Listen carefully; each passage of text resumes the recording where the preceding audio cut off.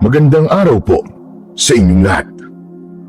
Ang kwentong inyong mapapakinggan ay tungkol sa binatang barumbado na si Baron na nais patunayan sa lahat na siya ang pinakamalakas at matapang sa kanilang baryo.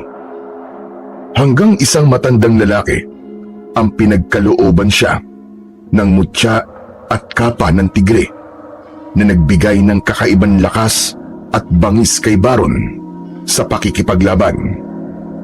Ngunit isang mabigat na tungkulin ang kakambal ng mutya at kapa, at yun ay ang protektahan ang kanilang baryo laban sa mga aswang. Gagamitin nga ba ni Baron ang mutya at kapa ng tigre sa kabutihan, o gagamitin niya ang mga ito para mas mapatunayan niya sa lahat na siya ang pinakamalakas?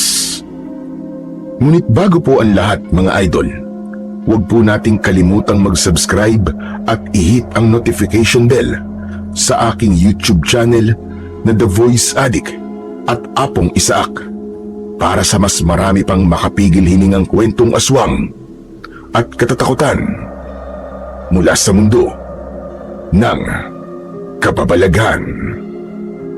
Umpisahan na po natin ang kwento. O ikaw, hindi ba sabi ko sa inyo huli ay bawal na kayong dumaan dito, Baron? Kasing liit ba ng munggoy ang utak mo, ha? At hindi mo yun naaalala? O baka naman naghahanap ka talaga ng gulo at sakit ng katawan? Naaalala ko yun, Erwin. Hindi ako ulyanin. At wala kang pakialam kung dumaan kami rito, dahil hindi mo naman pagmamayari ang daan na to. Hindi nga, pero teritoryo ko to. Kaya kung ako sa inyo, maglakad na kayo pabalik. Teka. Wala namang ibang daan para makalabas ditong baryo natin kundi dito lang eh. Anong gusto mo? Lumipad kami? Oo nga. Saka, sino ba nagsabing teritoryo mo ang lugar na to? Porque malapit ang bahay mo rito eh. Teritoryo mo na kagad to. Ganun na nga. Kaya kayong tatlo, kung ayaw niyong umuwi na bugbog sarado, maghanap kayo ng ibang daan. Wala akong pakialam kung lumipad kayo o dumaan kayo sa gubat. Basta, bawal kayong dumaan dito. Bakit ba nagmamaasim ka? Dahil ba sa nabugbog ka naming tatlo nung huling beses na nagrambulan tayo? Ngayon naghahari-harian ka na rito. Para sa kaalaman mo, Erwin, walang nagmamay-ari ng lugar at daan na to. Kaya wala kang karapatan na hindi kami padaanin sa kahit na anong daan sa baryo na to. Ikaw ang pagbabantaan ko ngayon. Kung ayaw mo mabugbog ulit, padaanin mo kami dahil sinasayang mo ang oras namin. Matapang na nagtama ang mga mata ni na Baron at Erwin. Bata pa lang ay magkaaway na ang dalawa. Hanggang sa magbinata sila, ay nadala nila ang bagay na yon. Umabot na sa nagkaroon ng sariling grupo si Erwin upang salpukin si Baron at ang dalawa niyang kaibigan na sina Mario at Dado. Hindi pwedeng matapos ang isang buwan na hindi nag-aaway ang dalawang magkabilang grupo. Kung minsan ay panalo sina Baron at minsan naman ay sina Erwin ang nananalo. Ang totoo, hindi na maalala ni Baron kung paano at bakit sila nagkaroon ng galit ni Erwin sa isa't isa. Dahil bata pa sila nang magsimula silang mag-away. Para sa kanila ay hindi sila hihinto sa pag-aaway hanggang sa hindi nila napapatunayan sa mga tao sa baryo nila kung sino sa kanilang dalawa ang pinakamalakas at pinakamatapang. Patuloy na nakatitig sina Baron at Erwin sa isa't isa.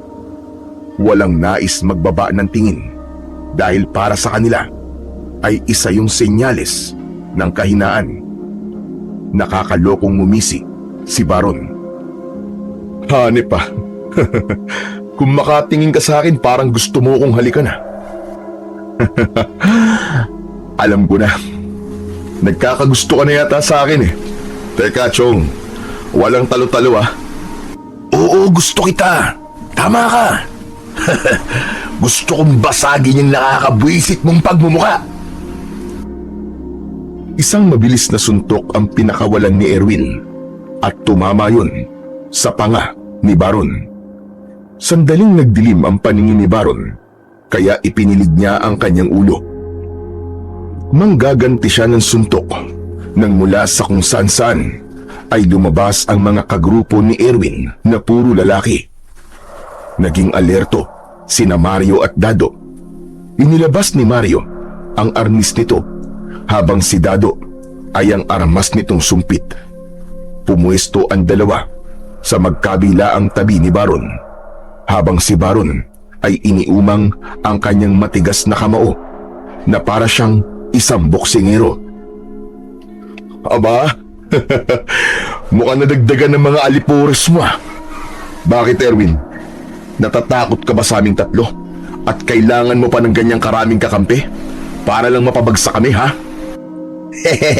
Naisip niya kasi na wala siyang laban sa ating tatlo. Akala mo naman natatakot tayo sa kanya. Sabihin niyo na ang gusto niyong sabihin. Sila ang kusang sumama sa grupo ko. At hindi ko sila pinilit. Ibig sabihin, matatalino sila. Alam nila kung kanino sila dapat sumama. Tama na. Ang dami mo pang sinasabi. Ang dahilan lang naman yan ay takot ka. Hindi mo kami kaya. Kahit tatlo lang kami. Mayabang ka talaga. Sige kung ganun, bakit di natin subukan? Kung takot nga ako sa inyong tatlong kumag. Isa-isang tinignan ni Baron ang mga lalaking nasa likod ni Erwin. Bawat isa ay may kanya-kanyang dalang armas. May 2x2 na kahoy, baseball bat, patalim at kung ano-ano pa.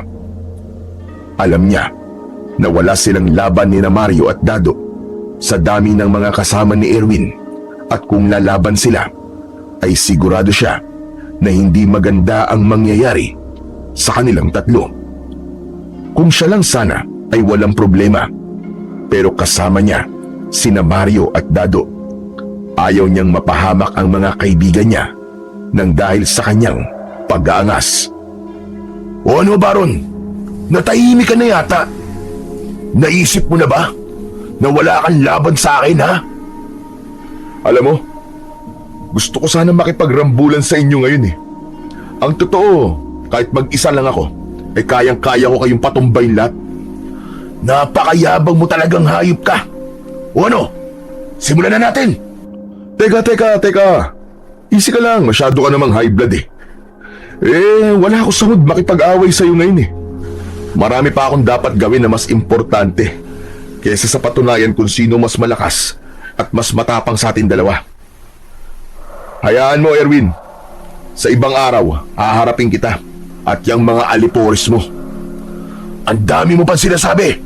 Bakit hindi mo nalang aminin na natatakot ka sa dami namin? Kilala mo ko Erwin, wala akong kinatatakutan. Maghintay ka lang at haharapin kita kapag nasa mood na ako makipag-away. Ang gawin mo ay maghanda ka at magpalakas. Kung gusto mo, magdagdag ka pa ng mga alipores mo para mas marami kayo eh. Baka sa ganung paraan ay magkaroon na kayo ng tsansang manalo sa aming tatlo. Uniim ang bagang ni Erwin. Muli nitong sinuntok si Baron, pero sa pagkakataong yun ay mabilis na yumuko si Baron. Lumagpas ang kamao ni Erwin sa kanya at nawalan ito ng balanse. Sumubsob sa lupa si Erwin at nakakain pa yun ng alikabok. Yan! Ikaw kasi masyado kang agresibo eh. Tignan mo nangyari sa'yo. Saka mo na ako hamunin kapag hindi ka nalang pa. Mario, Dado, tara na. Umuwi na lang tayo. Nawalan na ako ng ganang magpunta sa bayan. Nauna nang naglakad, paalis si Baron at agad na sumunod sa kanya sina Mario at Dado. Hindi nagsalita ang dalawa hanggang sa makarating sila sa bahay ni Baron. Mag-isa na lang sa buhay si Baron. Nang mamatay ang nanay niya nung bata pa siya, ay iniwanan na siya ng kanyang tatay sa lola niya. Halos 3 taon nang patay ang lola niya, kaya wala na siyang inaasahan, kundi ang kanyang sarili. Naupo si Baron sa mahabang upuan na nasa ilalim ng mayabong na puno ng santol sa harapan ng kanyang kubo, habang sina Mario at Dado naman ay nakatayo sa harapan niya. Tol, bakit naman umatras ka kay Erwin kanina? Sa ginawa mo, parang inamin mo na rin sa kanya. Natakot tayo sa kanya. Oo nga naman, Baron. Handang-handa na sana akong makipagbakbakan eh. Ilang araw na rin akong pahinga sa rambulan eh. Alam nyo, hindi sa lahat ng oras ay kailangan natin patulan si Erwin. Saka iniisip ko rin kayong dalawa, no? Masyado silang marami. At aminin nyo man sa hindi, mahihirapan tayong labanan sila. Gumamit din kayo ng utak. Ibig sabihin, ayaw mo kami masaktan ni Mario? Hindi naman sa ayaw ko kayong masaktan.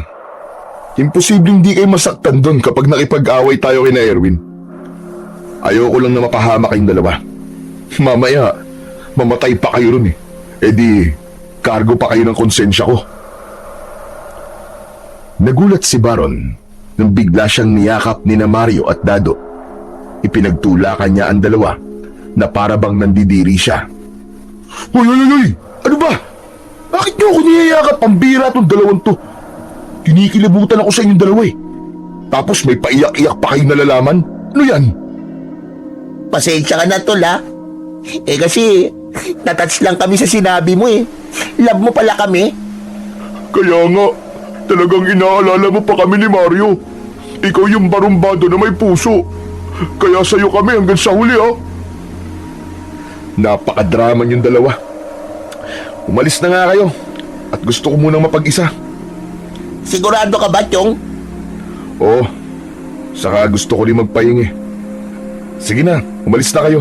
Iwan nyo na ako. Sinunod naman nila Mario at Dado si Baron. Pagkaalis ng dalawa ay napangiti si Baron nang maalala kung paanong nabuo ang matibay na pagkakaibigan nilang tatlo. Nung kabataan pa nila, si Dado ay palaging inaapi ng grupo ni na Erwin na kilalang siga sa baryo.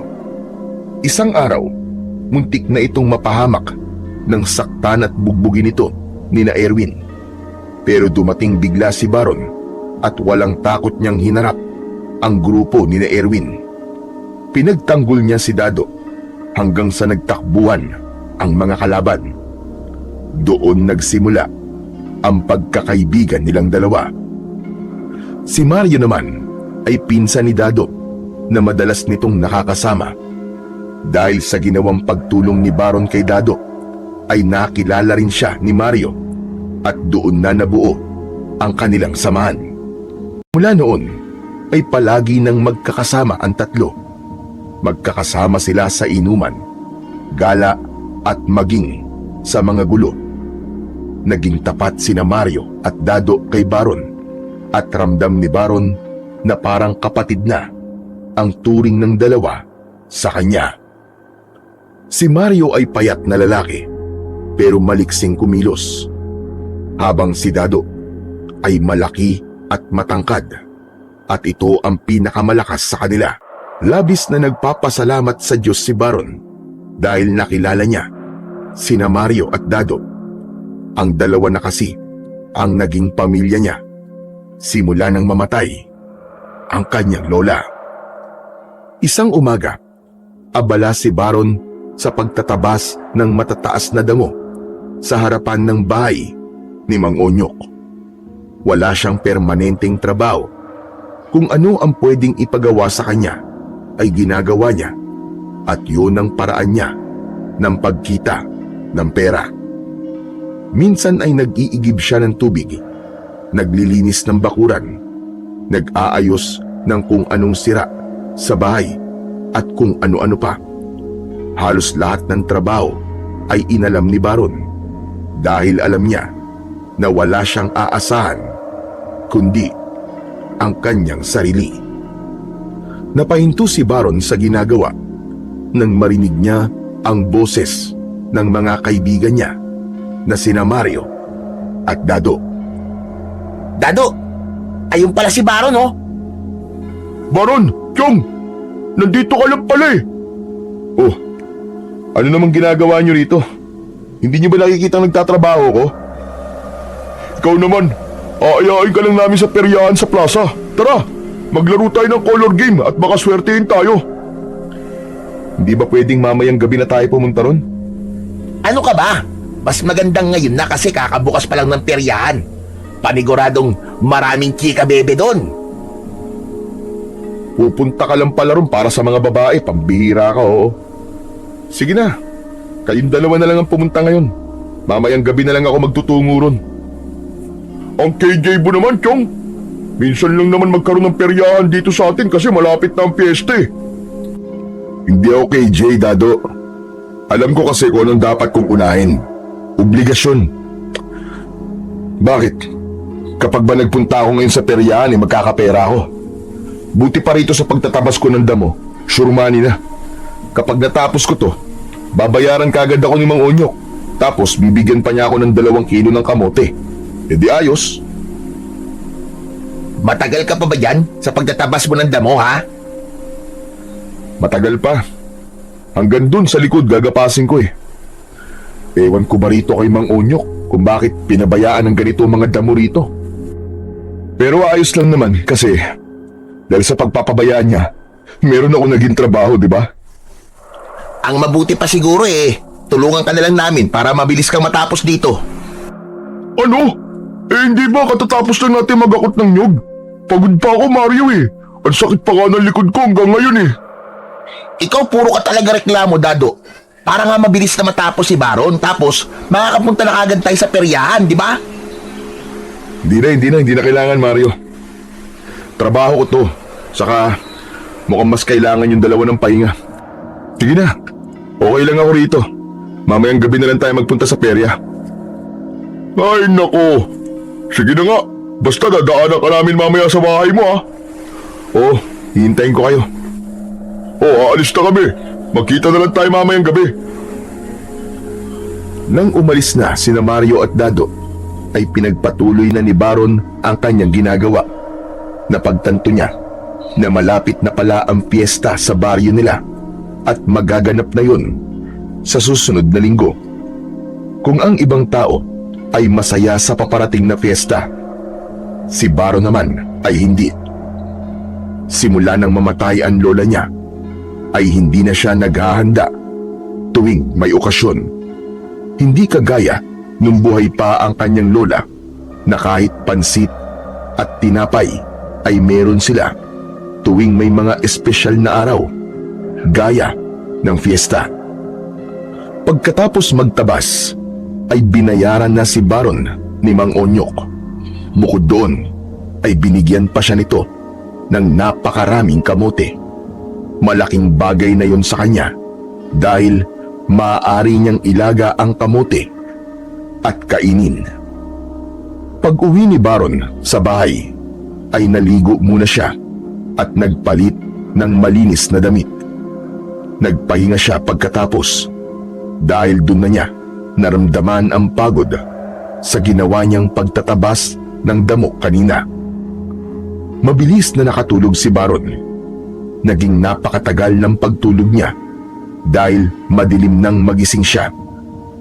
Sakto na paggising niya ay nakarinig naman siya ng malakas na pagkatok sa pinto. Tol! Tol, nandito na kami! Tara na sa peryahan! Nako, Mario. Mukhang tulog pa siya. Tignan mo at walang bukas na ilaw sa loob ng bahay niyo. Pupungas-pungas na bumangon si Baron at binuksan niya ang pinto. Ayos ah. Mukhang napasarap yata ang tulog mo ah. Halatang bagong gising ka lang eh. O ano, tara na. Punta na tayo sa peryahan. Ang dami ng tao na nagpupunta doon ngayon eh. Sandali, maghihilamos lang ako at magtututbrush. Hintayin niyo na lang ako dyan sa labas. Bilisan mo, Tol. Excited na ako maglaro ng color game eh. Matapos maghilamos at magtutbrush, ay sumama na si Baron kina Mario at Dado patungo sa peryahan. Sa totoo lang, ay mas gusto niyang manatili sa bahay upang makapagpahinga ng mas mahaba.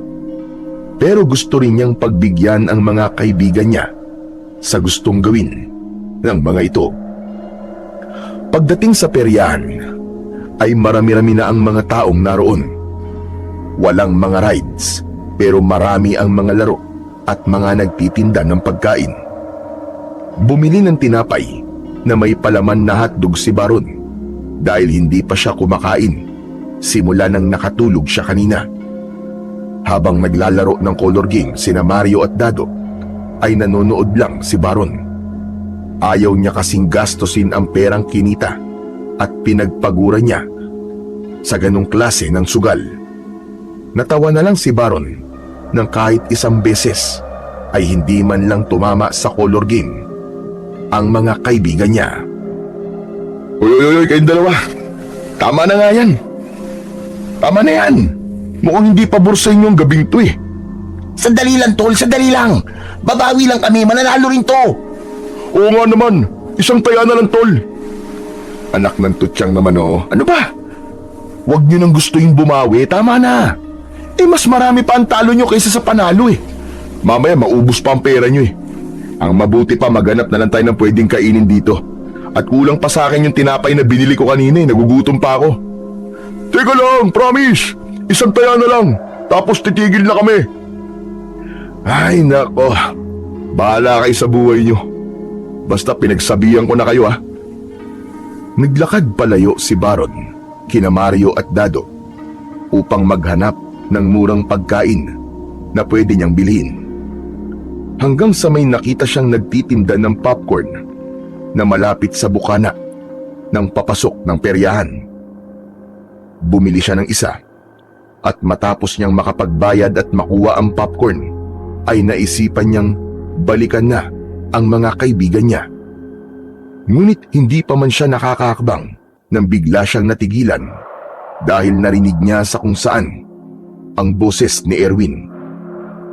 Luminga siya sa paligid hanggang sa nakita niya si Erwin na nasa kabilang kalsada. Mahigpit nitong hawak sa kwelyo ang isang matandang lalaki na mukhang napakahina na. Payat ang katawan ng matanda at puro puti na ang buhok. May hawak na makapal na tela ang matanda at napakadumi.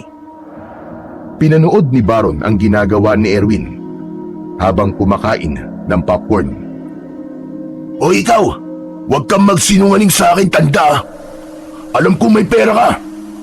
Ibigay mo na sa akin ang pera mo bago pa ako mawalan ng pasensya sa'yo. Wala talaga akong pera, iyo. Hindi mo ba nakikita ang itsura ko? Isa lang akong palaboy. Kaya, paano ako magkakaroon ng pera? Maawa ka naman sa akin. Yun na nga eh. Alam ko palaboy ka. Kaya malamang ay may naglimos sa'yo. Akin na yung pinaglimusan mo. Akin na.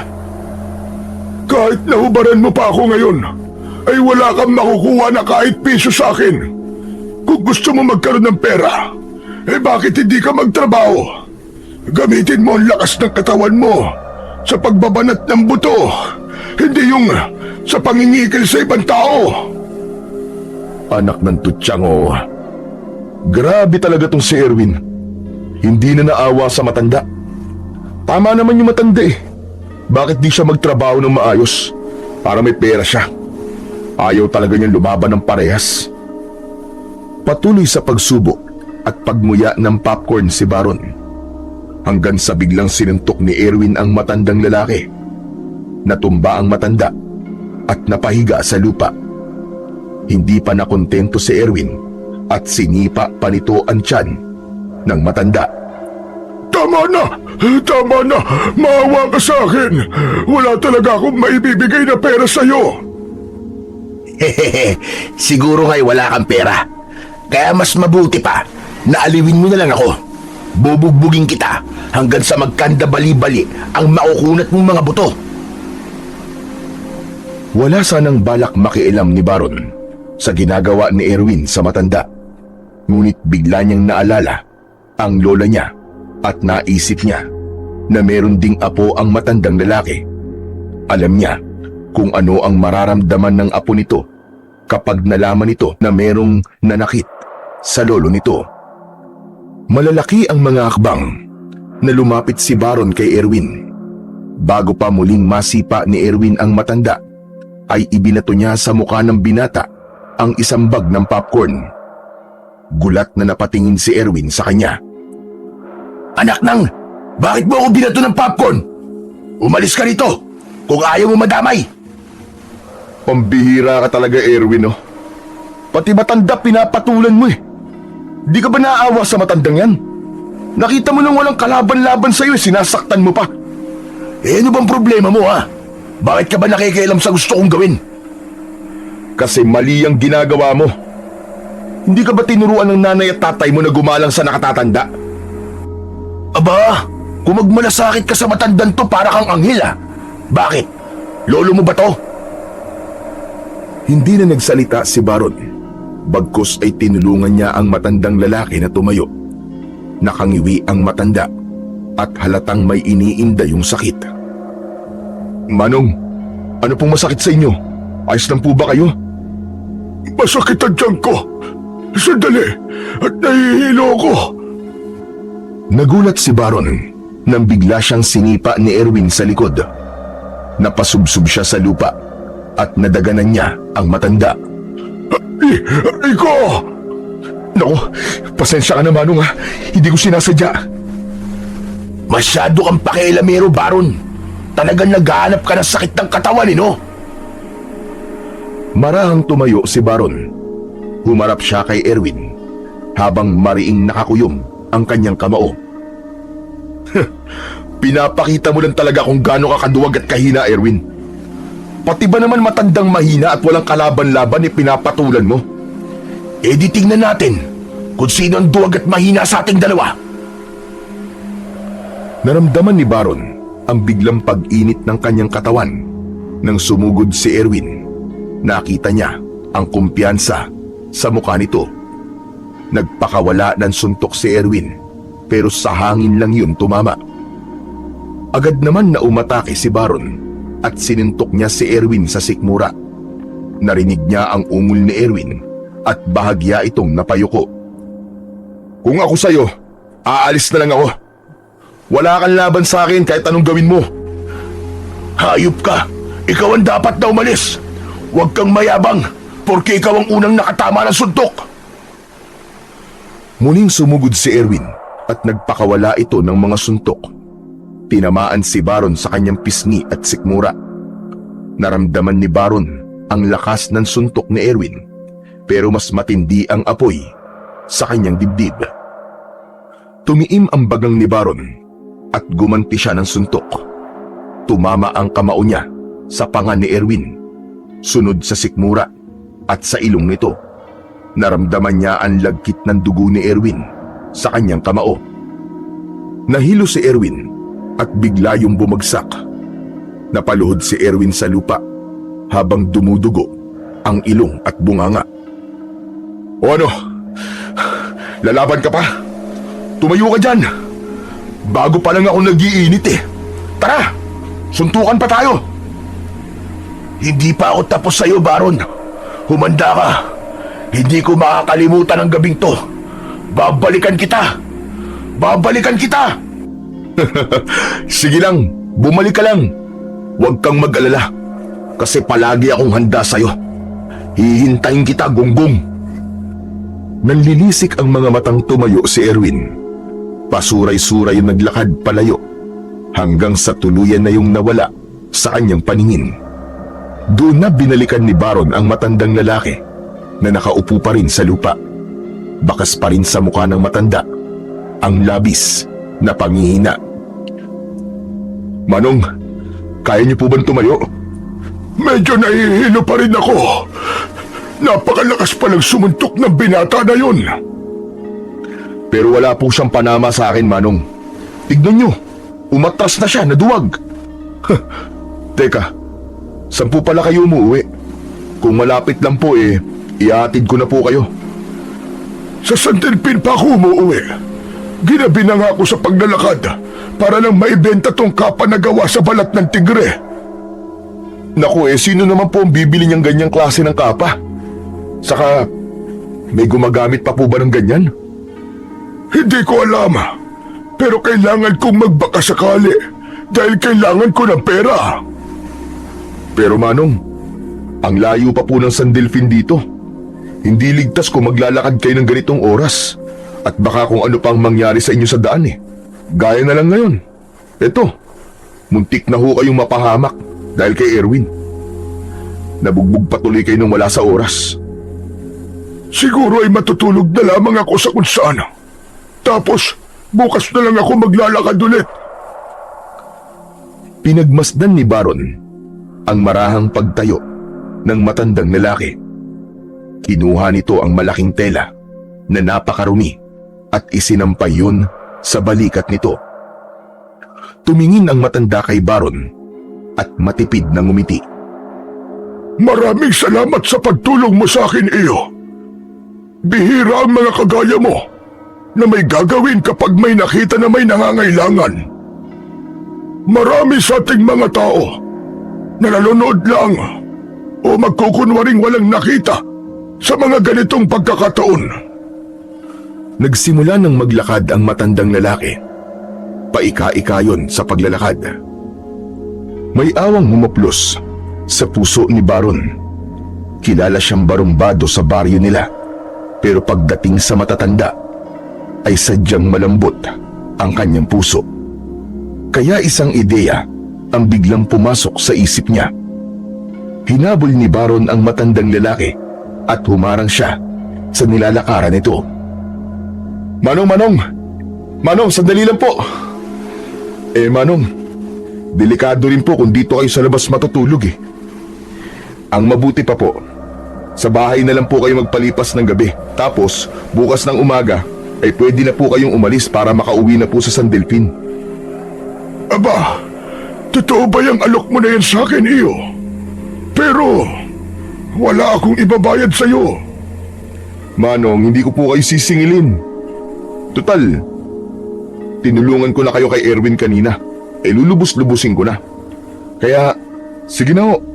Sa bahay na lang po kayo matulog ngayong gabi. Baka po kasi may mangyari pang masama sa inyo Hindi yun kakayanin ng konsensya ko. Pero iyo, sigurado ka ba sa sinasabi mo? Hindi mo ko kilala. Paano pala kung isa akong masamang tao? Manong, hindi naman po kayo masamang tao Mukha naman po kayo mabait. Saka kung may gagawin kayong masama, konsensya nyo na lang po ang bahala sa inyo. Tinulungan ko na nga po kayo tapos gagawan nyo pa ako ng masama. Kayo po ang bahala kung gusto nyo. Sige, pumapayag na ako. Maraming salamat pala sa'yo. Ay, sadali lang. Ano nga pala ang pangalan mo? Baron. Ako po si Baron. Ako naman si Pedro. O siya, tara na po sa bahay, Mang Pedro, para makapagpahinga na po kayo. Ngumiti ng malaki si Mang Pedro. Inalalayan ito ni Baron sa paglalakad dahil ramdam niya na nanghihina pa rin ito dahil sa natanggap nitong suntok at sipa mula kay Erwin. Nang sandaling yon ay nawala na sa isip ni Baron ang mga kaibigan niyang sina Mario at Dado na nasa peryahan pa rin. Ang tanging nasa utak niya kasi ay ang matulungan si Mang Pedro sa paraang alam niya at kaya niya. Nang makarating na si Baron sa bahay niya, ay agad niyang pinapasok doon si Mang Pedro. Sinindihan niya ang gasera at naglatag na siya ng banig. Ipinatong ng matanda ang dala nito sa ibabaw ng lamesa. Manong, pasensya na po kayo kung magkatabi po tayo matutulog Isa lang po kasi ang banig ko rito Walang problema sa akin yun. Huwag ka mag-alala at hindi naman ako nag-iilik kaya magiging maimbing ang tulog mo. Pero iyo, wala ka bang kasama rito sa bahay mo? Wala po. 3 taon na rin po siguro na mag-isa ako rito. Namatay na po kasi ang lola ko. Ganun ba? Ikinalulungkot kong marinig yan. Kaya nga po hindi ako nagdalawang isip na tulungan kayo. Kasi naaalala ko po si Lola sa inyo eh. Naisip ko po na paano kung si Lola pong nasa kalagayan nyo. Napakaswerte ng lola mo dahil nagkaroon siya ng napakabait na apo na kagaya mo, Baron. Hindi nga po eh. Puro sakit lang po sa ulo ang nakukuha ng lola ko sa akin. Mahilig po kasi ako makipag-away kaya madalas na pinapatawag si Lola sa barangay. Ganun ba? Pero nakikita ko ang kabutihan sa puso mo. Kailangan mo lang sigurong mapagtanto na walang magandang maidudulot sa'yo ang madalas na pakikipag-away. Ang mabuti pa po siguro matulog na po tayo. Medyo inaantok na rin po ako eh. Mabuti pa nga. Maraming salamat pala ulit sa pagtulong mo sa akin, Baron. Hayaan mo at makakaganti rin ako sa kabutihan mo. Huwag niyo na pong isiping gumante. Masaya po ako na natulungan ko kayo. Hinintay ni Baron na makahiga si Mang Pedro bago niya pinatay ang gasera. Matapos yun ay nahiga na rin siya. Patigilid siyang humiga habang nakatalikod kay Mang Pedro. Pumikit na siya at kampante siyang natulog dahil malakas ang pakiramdam niya na mapagkakatiwalaan naman ang matandang pinatuloy niya sa kanyang bahay. Tanghali na nang magising si Baron kinabukasan. Nagulat siya habang nakahiga at pagtingin niya sa tabi niya ay napakunot siya sapagkat wala na ron ang matanda na si Mang Pedro. Inisip niya na baka lumabas lang ang matanda kaya dumungaw siya sa bintana pero hindi niya pa rin ito nakita doon. Saan na kaya nagpunta si Mang Pedro? Umalis siya habang tulog ako? Nakita ni Baron ang kapa na dala ni Mang Pedro. Nakapatong pa rin yun sa ibabaw ng maliit niyang lamesa. Oh, bakit nandito pa to? Naku, nakalimutan pa yata to ni Mang Pedro. Pero hindi bale. Dito muna tong kapa niya. Sigurado ako na babalikan niya to. Nagpabaga na ng uling si Baron sa kanyang lutuan. Nagsalang na siya ng tubig na may mga kamote dahil yun ang kanyang kakainin para sa almusal. Habang hinihintay niyang maluto ang kamote, ay biglang pumasok sa kubo niya si Mario. Ayos ah. Ang aga mo naman yatang pumunta rito. Huwag mong sabihin na makikipag-away tayo sa ganito kaaga. Sandali lang at hindi pa ako nakakapag-almusal. Pag-almusalin mo muna ako. Ano ba nangyari sa'yo kagabi at bigla ka na lamang nawala? Hinalap ka namin ni Dado sa peryahan pero hindi ka na namin nakita. Ay, oo nga pala no. Nakalimutan ko na kayong dalawa eh. Pasensya na kayo. Kagagawan kasi ni Erwin. Si Erwin? O bakit? Anong ginawa ni Erwin? Nagpang-abot kami ni Erwin kagabi sa labas ng plaza. Eh paano ba naman? Kinikikilan ba naman niya yung kawawang matandang lalaki? Tapos, nang hindi siya binigyan, sinuntok at sinipa niya. Siyempre, tinulungan ko yung matanda. Pero wag ka mag-alala, Mario. Hindi umubra si Erwin sa akin kagabi. Wala na nga siyang nagawa kundi ang umalis eh. Kasi alam niyang hindi siya mananalo sa akin eh. Totoo ba yung sinasabi mo? O gawa-gawa mo lang para hindi kami magalit sa'yo ni Dado? Bakit? Nagdududa ka ba na natalo ko sa suntukan si Erwin? Hindi. Duda ako na may tinulungan ka matandang lalaki. Ikaw? Tutulong? Wow! Imposible Chong. Wala sa pagkatao mo ang tumulong sa ibang tao. Ah, talaga ba? Ganyan ba ang pagkakakilala mo sa akin? Sandali. Nakikita mo yung malaking tela na nasa lamesa ko. Dala yun ng matandang lalaki. Sa kanya yun. Dito ko nga muna siya pinatulog eh. Kasi malayo pa ang uuwian niya. Eh nasan yung matandang sinasabi mo?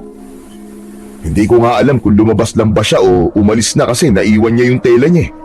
Pagising ko wala na siya. Nako Chong.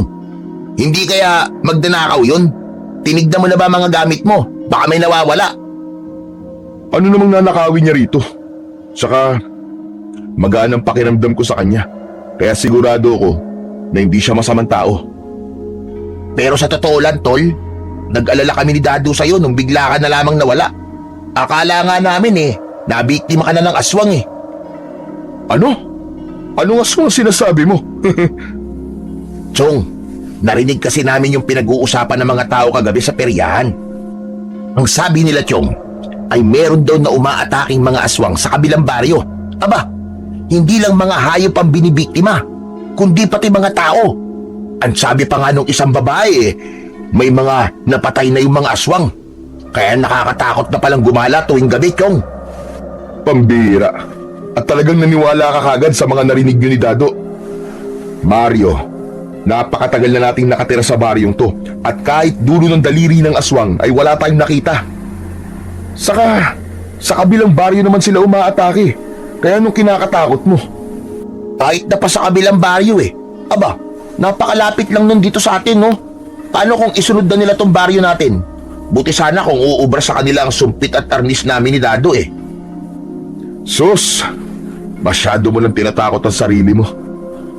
O sige na, umalis ka na at mag-aalmusal na ako. Mukhang kumukulo na yung isinalang kong kamote. Gutom na rin ako eh. O sige, uuwi na muna ako. Pero tol, sinasabi ko sa iyo ha, mag-iingat ka. Bakit na naman? Dahil sa aswang? Bukod sa aswang, tol, mag-ingat ka rin kay Erwin. Hindi ba sabi mo eh, natalo mo siya kagabi sa suntukan? Hindi malabog gumanti ang mokong na yun sa'yo. Wala akong pakialam sa kanya, Chong. Kahit isama pa niya lahat ng aliporis niya, ay kayang-kaya ko silang patumbahin. O sige na, umalis ka na para makakain na ako. Muling nagpaalam si Mario kay Baron. Bago yung tuluyang umalis, nang naluto na ang nilagang kamote, ay nagtimpla na ng kape si Baron. Inalis niya ang kapa na nasa ibabaw ng lamesa at inilagay niya yun sa sahig na kawayan. Habang mag-isang kumakain, ay hindi napigilan ni Baron na manakanakang tignan ang makapal na tela ni Mang Pedro. Hindi niya maintindihan, pero tila may kung anong enerhiya ang humihila sa kanya upang tignan niya yun. Matapos na hugasan ang mga pinagkainan, ay biglang naisip ni Baron ang babala ni Mario kanina. Napagtanto niya na tama si Mario. Hindi malabong rumesbak si Erwin sa kanya dahil sa nangyari kagabi. Tama si Mario. Kailangan ko mag-ingat. Baka umatake nga si Erwin kapag hindi ako handa. Kilala ko pa naman ang kumag na yun. Hindi siya patas lumaban. Sa gitna ng pag-iisip ni Baron, ay muli niyang nasulyapan ang kapang naiwan ni Mang Pedro. Nilapitan niya yon at kinuha. Tinignan niya yon ng mabuti at inamoy. Anak ng... ano ba to? Amoy alimuom, napakabaho. Parang kulog na utot ang amoy ah. Tapos napakadumi pa. Tapos ang sabi niya binibenta niya to. Anak ng tutsang, sino naman kaya ang bibili ng kapang to kung ganito to kabaho at kadumi? Napaining si Baron at naalala niya ang mukha ng matanda na si Mang Pedro. Kagabi ay nakita niya kung gaano kagusto ng naturang matanda ang kumita ng pera. Kaya naisip niya na muli itong tulungan upang madaling maibenta ang tinitinda nitong kapa. Nagtungo si Baron sa likod ng kanyang kubo. Dala ang kapa. Inilagay niya yon sa batya at nilagyan niya yon ng tubig na mula sa balon. Binanlawan niya yon ng paulit-ulit hanggang sa nabawasan ang nakakapit doong dumi. Matapos yun ay ibinabad niya yon sa sabon at maingat niya yung kinuskus gamit ang brush. Kailangan na hindi ko masyadong diinan ng pagkuskus dito. Gawa nga pala to sa balat ng tigre. Baka masira to kung masyado kong pepwersay ng pagkuskus dito. Naging matyaga si Baron sa pagkuskus sa napakaruming kapa. Makalipas ang ilang sandali, ay tuluyan na yung naging malinis. Muli niya yung binanlawan ng maraming beses at nang isampay niya yun, ay napangiti siya sapagkat nakita niya ang napakagandang disenyo ng kapa.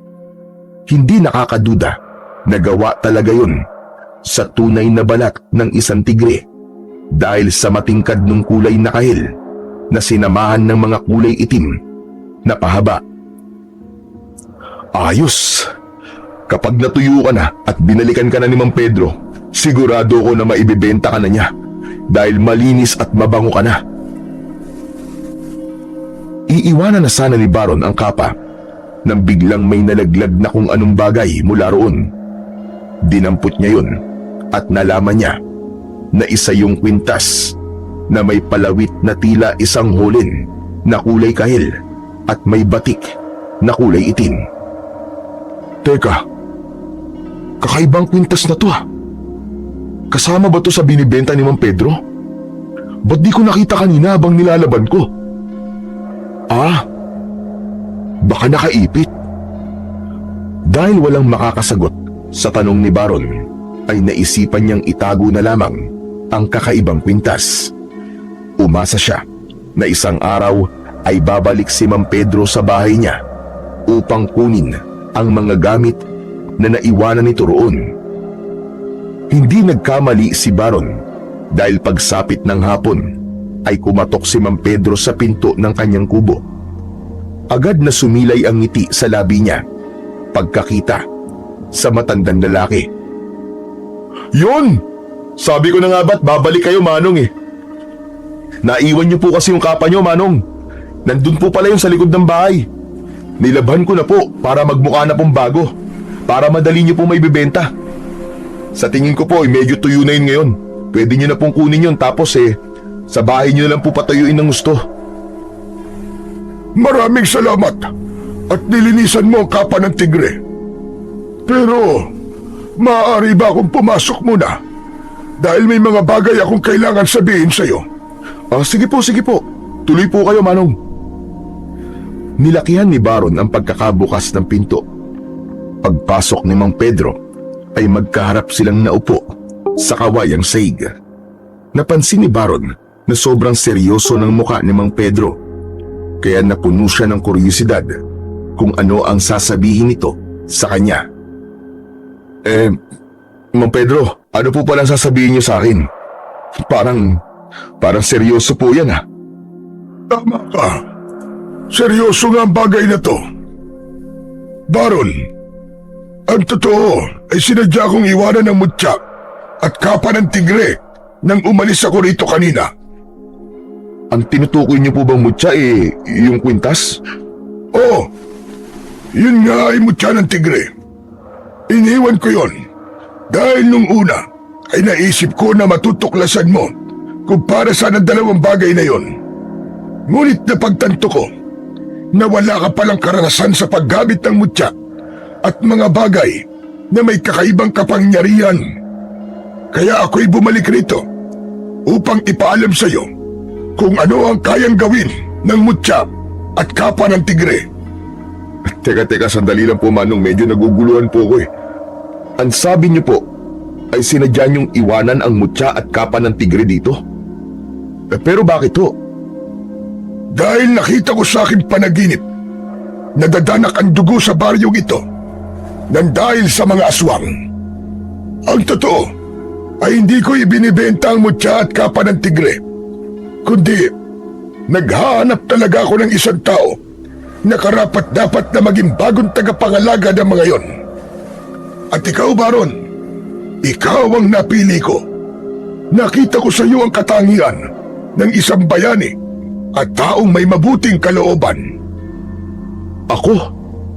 May mabuting kalooban? Nagpapatawa ka ba, Manong? Nakalimutan niyo na po ba yung sinabi ko na mahilig po ako makipag-away?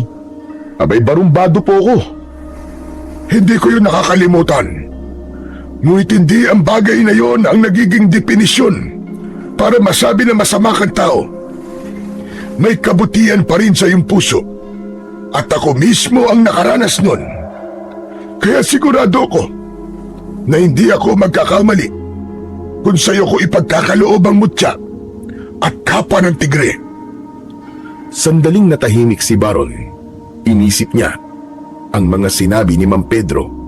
Maya-maya ay napailing siya, sabay tawa ng malakas. Aba, anong nakakatawa, Baron? Alam ko na, pinagtitripan niyo ako, Manong ha. Siguro gusto niyong malaman kung maniniwala ba ako sa mga sasabihin niyo. Oo na, muntik na akong maniwala, Mang Pedro. Ang mabuti pa po kunin niyo na po ang kapa niyo. Baka kasi mamaya abutin pa kayo uli ng dilim. Paniguradong mahihirapan na naman kayong makauwi niyan. Iniisip mo ba na nagbibiro lang ako, Baron? Ano pa nga ba? Napaka-imposible naman po kasi na sinasabi niyo na may kapangyarihan yung mutya at yung kapa ng tigre. Aba, malabo po yun. Ang mutya at kapa ng tigre ay ipinamana pa sa akin ng tatay kong namayapa na. Nasa linya lang aming pamilya ang pagiging antingero at manunugis ng mga aswang.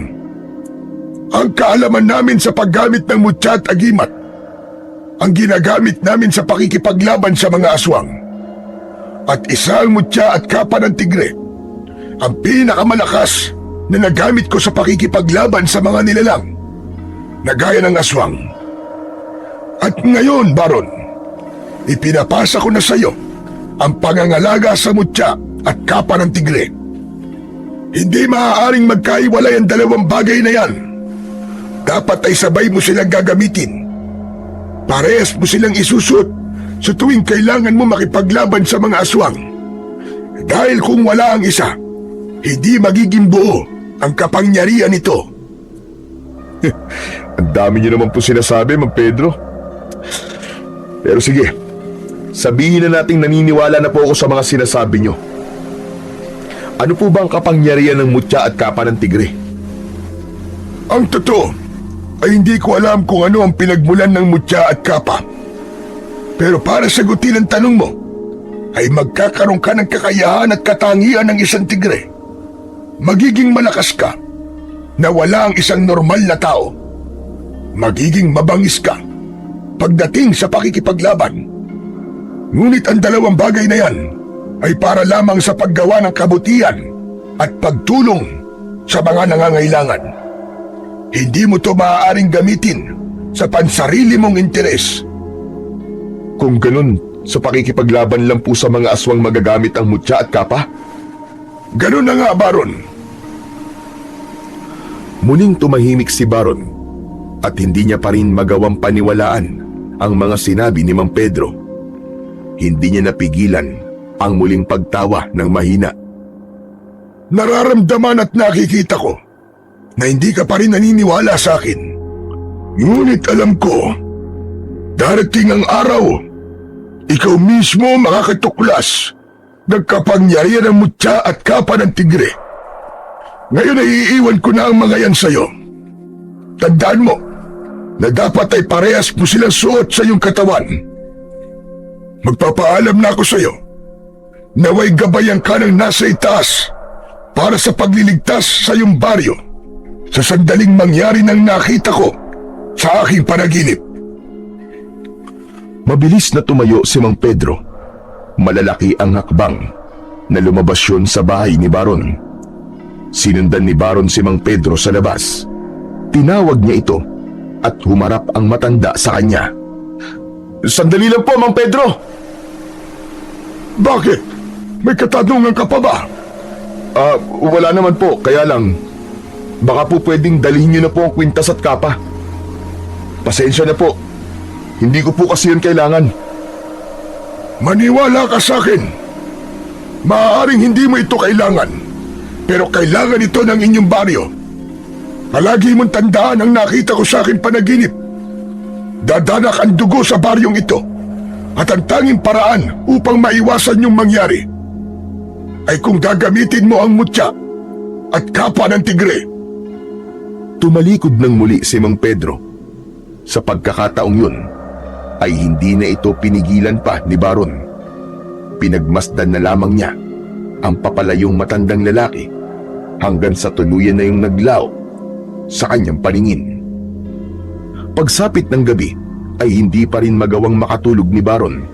Nakaupo siya sa isang sulok ng kanyang kubo habang nakatingin siya sa kapa na nasa ibabaw ng lamesa, habang ang kwintas na may palawit na mutya ng tigre ay nasa kanyang isang kamay.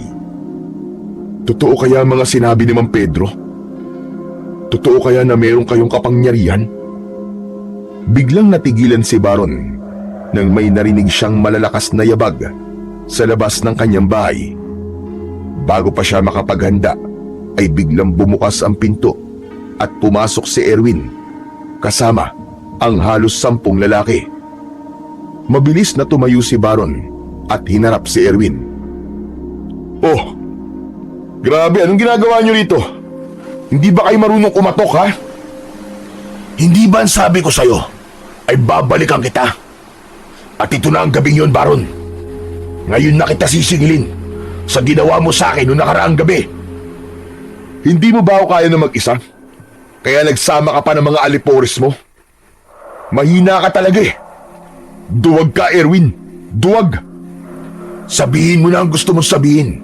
Pero sa gabing to, sisiguraduhin ko na luluhod ka sa harap ko at magmamakaawa ka para buhayin pa kita. Sumenya si Erwin sa mga kasama nito.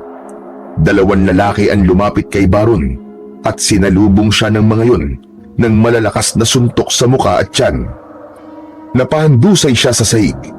Pilit niyang tinakpan ang kanyang ulo habang sunod-sunod siyang sinisipa ng mga kasama ni Erwin sa iba't ibang parte ng kanyang katawan. Sa bawat tama ng sipa kay Baron ay naririnig niya ang paghalakhak ni Erwin. Sige lang! Huwag niyong titigilan yan! Ang gusto ko ay gagapang na siya sa lupa at magmamakaawa sa akin! Nanginginig ang katawan ni Baron at mabigat na ang kanyang paghinga. Dumapo ang isa pang sipa sa kanyang tagiliran at halos mawalan na siya ng ulirat. Ngunit sa gitna ng lahat ng yon ay nahawakan niya ang kwintas na may mutya ng tigre na nasa sahig. Mabilis niyang isinuot yun sa kanyang leeg. May kakaibang naramdaman si Baron sa kanyang katawan. Isang pakiramdam na hindi niya kayang ipaliwanag. Pilit na gumapang si Baron palapit sa lamesa kung saan naroon ang kapa ng tigre. Hindi niya muna ininda ang walang tigil na sipa na kanyang natatanggap. Nang makuha niya ang kapa, ay agad niya yung isinuot. Matapos maisuot ni Baron ang mutya at kapa ng tigre, ay hindi niya na naramdaman ang mga sipa na kanyang natatanggap. Para bang may dumaloy na kuryente sa kanyang mga ugat. Dahan-dahan siyang tumayo. Sinuntok siya ng isa sa mga lalaki sa muka, pero nagulat ang lahat nang hindi man lang siya natinag. Sinunggaban ni Baron ang isang lalaki at itinulak niya yun. Lumipad ang lalaki palabas ng pintuan. Isang malakas na sipa ang pinakawalan niya sa isa pa. Doon na niya sinimulang atakihin isa-isa ang mga kasama ni Erwin. Ang bawat suntok ni Baron ay parang maso na bumabagsak sa buto at laman ng kanyang mga kalaban. Lumabas si Baron ng bahay. Sinundan siya roon ni Erwin. Nakangisi yun sa kanya, pero halata ang kaba sa mga mata nito. O ano, Erwin? Akala ko ba'y luluhod ako sa harapan mo ngayong gabi, ha? Bakit parang ikaw ang gagawa nun, imbis na ako? Napakataas naman ang tingin mo sa sarili mo, hayop ka! Mangyayari pa rin yun! Sadyang mahina lang ang mga alagad ko, kaya natalo mo sila. Pero ako, kahit kailan, ay hindi mo ako matatalo. Yan ang tandaan mo! Mabilis na sinugod ni Erwin si Baron, ngunit hindi man lang siya nakaramdam ng sakit nang tamaan siya ng kamao nito. Binigyan niya ng sunod-sunod na suntok sa mukha si Erwin hanggang sa isang malakas na suntok ang pinatama ni Baron sa panga ni Erwin. Nang mapaluhod sa lupa si Erwin, ay sabay-sabay na nagtakbuhan palayo ang mga kasama nito. Nahihirapang tumayo si Erwin. Susugod sana ulit ito kay Baron, pero agad niya tong sinalubong ng malakas na sipa sa dibdib. Napahiga sa lupa si Erwin at napasingap ito. Nakita ni Baron na tila nahihirapan na sa paghinga si Erwin. O ano, Erwin? Hindi ka pa ba luluhod sa harap ko? Sige na, magmakaawa ka na sa akin. Nabuhayin pa kita. Gumapang si Erwin palayo kay Baron. Nang nakalayo na ito ng bahagya, ay saka ito tumayo at takot na tumakbo. Hoy, ano? Bumalik ka rito! Hindi pa ako tapos sa'yo! Duwag! Susugod-sugod kayo tapos tatakbo kayo? Mga walang kwenta! Ngumisi si Baron nang tuluyan nang nawala si Erwin at ang mga kasama nito. Patuloy niyang naramdaman ang kakaibang lakas at enerhiya na alam niyang nagmumula sa mutya at sa kapa ng tigre na kanyang suot. Hinubad niya ang kapa at mataman niya yung tinignan habang hindi pa rin siya makapaniwala sa nangyari kanina. Totoo nga ang sinabi ni Mang Pedro. May kapangyarihan ka nga. Kung ganun, magagamit kita para tuluyan na akong katakutan ni Erwin. Hindi na siya makakapalag sa akin habang suot kita. Bumalik na si Baron sa loob ng kanyang kubo. Maingat niyang isinampay ang kapa sa sandalan ng upuan. Nang nakahiga na siya, ay hindi pa rin naalis ang malaking ngiti niya sapagkat nasisiguro niya na simula sa araw na yun ay siya na ang ituturing na pinakamalakas sa kanilang baryo. Kinaumagahan, nagising si Baron sa malalakas na pagkatok sa pinto ng bahay niya. Naiinis siyang tumayo dahil nagambala ang kanyang pagtulog. Pagbukas niya ng pinto ay nakita niya sina Mario at Dado. Dire-diretsong pumasok ang dalawa at ang mga yun pa ang nagsarado ng pinto. Pambihira! Ang aga niyo naman mambulahaw! Alam niyo naman na kapag ganitong oras itulog pa ako, di ba?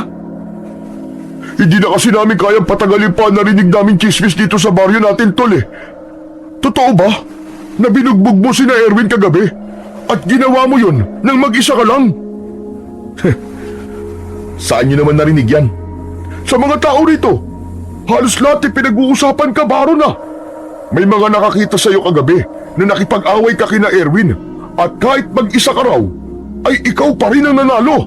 Napatakbo mo daw silang lahat. Totoo yun. Ay nako, alam mo dito talaga sa baryong to, napakabilis talaga ng balita. Pero maganda yan para malaman ng lahat kung sino ang dapat nilang katakutan dito. Pero paano mo nagawa yun, Tol? Paano mo natalo si na Erwin kahit mag-isa ka lang? Sabihin mo naman sa amin ang totoo. O sige, sasabihin ko sa inyo Pero ipangako nyo na hindi nyo sasabihin sa kahit na sino ang malalaman nyo ngayon sa akin. Oo, hindi promise. Saka kilala mo naman kami, di ba? Kapag sinabi mo sikreto, mananatiling sikreto talaga yon.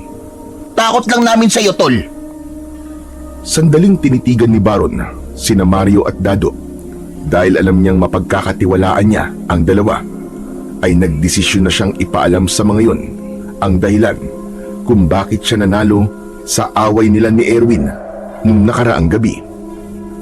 Kinuha ni Baron ang kapa ng tigre at iniladlad niya yon sa harapan ni na Mario at Dado.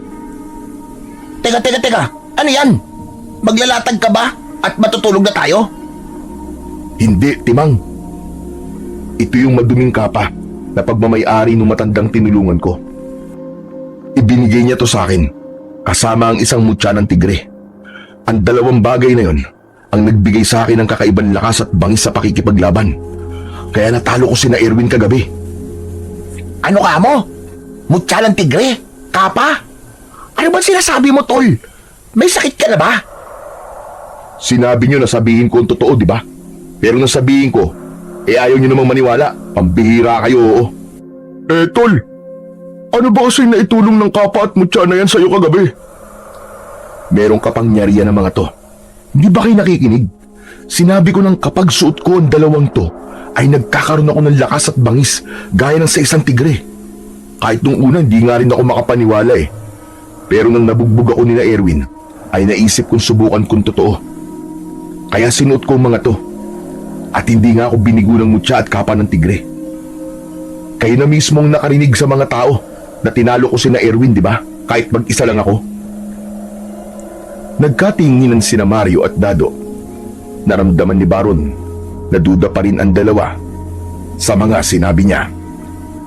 Kung ayaw niyong maniwala, bahala kayo sa mga buhay niyo. Akala ko ba'y kaibigan ko kayo? Sana alam niyo na hindi ko kaya magsinungaling sa inyong dalawa. Sige na nga, umalis na nga kayo. Istorbo lang kayo eh. Eto naman, ang hilig magpaalis. Hindi ba pwedeng pinoproseso pa ng mga utak namin na sinasabi mo? Pero kung totoo ang sinasabi mo, Tol, ibig sabihin ay hindi naman nanalo si na Erwin sa atin. Kahit mag-isa ka lang ay kayang-kaya mo silang patumbahin. Kahit isang batalyon pa sila. Hehehe, tama ka dyan, Dado. Tayo na magiging pinakakinatatakutang grupo, hindi lang sa baryo natin, kundi maging sa buong mundo. Pambihira ka. Ang OA naman ng buong mundo. Sapat na sa akin nakatakutan tayo ni na Erwin. Alam niyo naman, bata pa lang kami, magkaaway na kaming dalawa. Ngayon may ganito na akong mutya at kapa. Sigurado ko na matatakot na siyang banggain ako ngayon. Masayang nag-appear sina Mario at Dado, habang si Baron ay mas matindi ang kasiyahan ng sandaling yun. Hindi niya inasahan na ang simpleng pagtulong niya sa isang matandang lalaki ang siyang magiging daan upang magkaroon siya ng kakaibang lakas na alam niyang katatakutan ng lahat. Simula noon ay napansin ni Baron ang malaking pagbabago kay Erwin. Sa tuwing nagkakasalubong sila ng daan ay hindi na makatingin si Erwin ng diretso sa kanya. Lagi itong umiiwas o hindi kaya ay lumilihis ng daan na parabang takot na takot yun kay Baron. Sa mga mata ng mga tao ay malinaw na natalo at napahiya si Erwin, at yun ay naging dahilan upang mas lalo pang umingay ang pangalan ni Baron sa baryo nila. Hindi naman pinalampas ni Baron ang pagkakataong ipagmalaki ang nangyari. Sa bawat inuman at pagkikwentuhan kasama ang mga kabarkada ay palagi niyang ikinikwento kung paano niya tinalo sina Erwin. Yun nga lang, hindi niya ipinapaalam sa iba ang tungkol sa mutya at kapa ng tigre, maliban na lang sa mga kaibigan niya na sina Mario at Dado. Isang madaling araw, galing si Baron sa inuman sa bahay ni na Mario at Dado. Pasuray-suray siyang naglalakad, pero hindi maalis ang ngiti sa kanyang labi. Napakasaya niya dahil marami na ang humahanga sa kanya.